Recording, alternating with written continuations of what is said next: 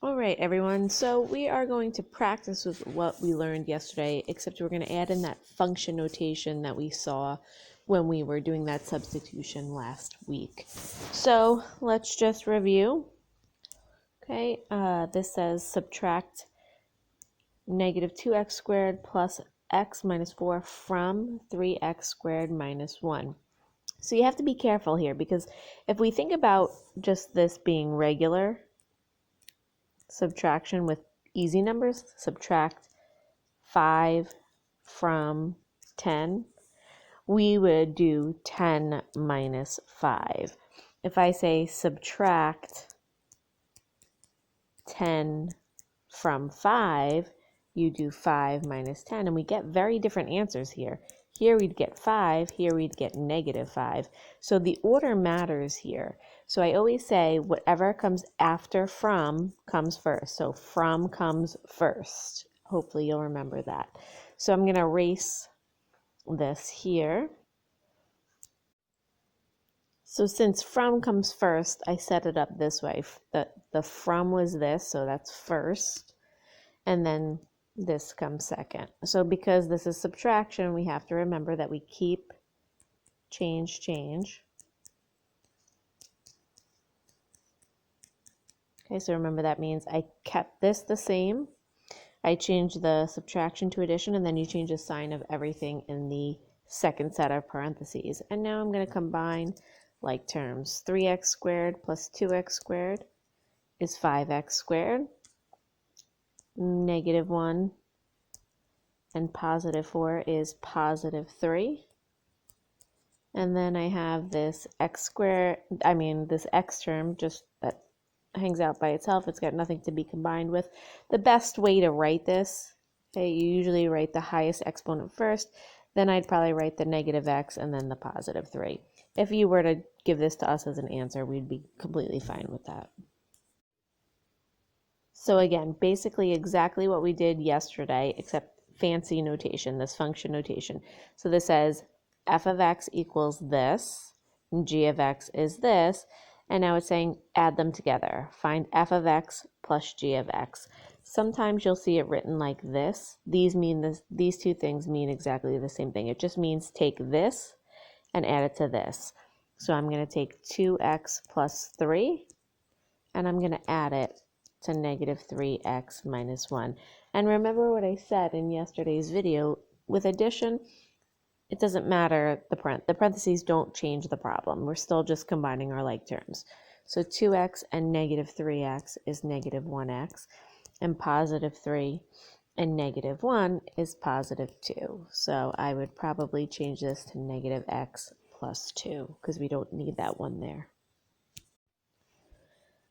So example 2 says if f of a equals this and g of a equals this, find f of a minus g of a. So we're going to take the first function and subtract it from the second one. So I'm going to write this as negative x cubed plus 2x squared minus 5 minus 4x squared plus 7. So because it's subtraction, okay, the parentheses matter because I have to keep change. Right? So now I'm going to combine my like terms. There's no other x cubed, so I keep that by itself. There's a 2x squared and a negative 4x squared, which is negative 2x squared. Okay, I don't see any x terms, I just see numbers left. So negative 5 plus negative 7 is negative 12. So here's your final answer. So here's two functions, and we're going to subtract them and we're going to add them. So over here this says find h of x minus j of x. So the top one is h of x, the bottom one is j of x. So I'm going to write xy plus 2xy squared minus negative 2xy plus 7xy squared. Okay, kind of ran over that line. That's okay. So now I'm going to keep, change, flip. I've got xy, not keep, change, flip, keep, change, sorry. Xy plus 2xy squared plus 2xy minus 7xy squared. Again, all I did there was I kept the first one the same. I changed this to addition, and I changed the sign of everything in the second one. And now I'm just going to combine my like terms. I've got xy and 2xy, so that gives me 3xy. And then I have positive 2xy squared and negative 7xy squared, which would be negative 5xy squared.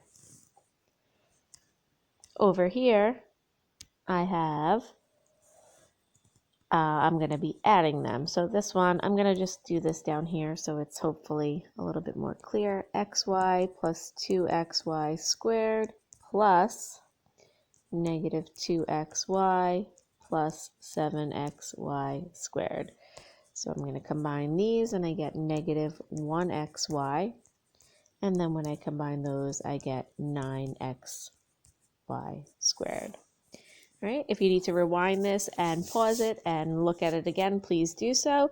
And then again, complete the Delta Math assignment. Thanks, guys.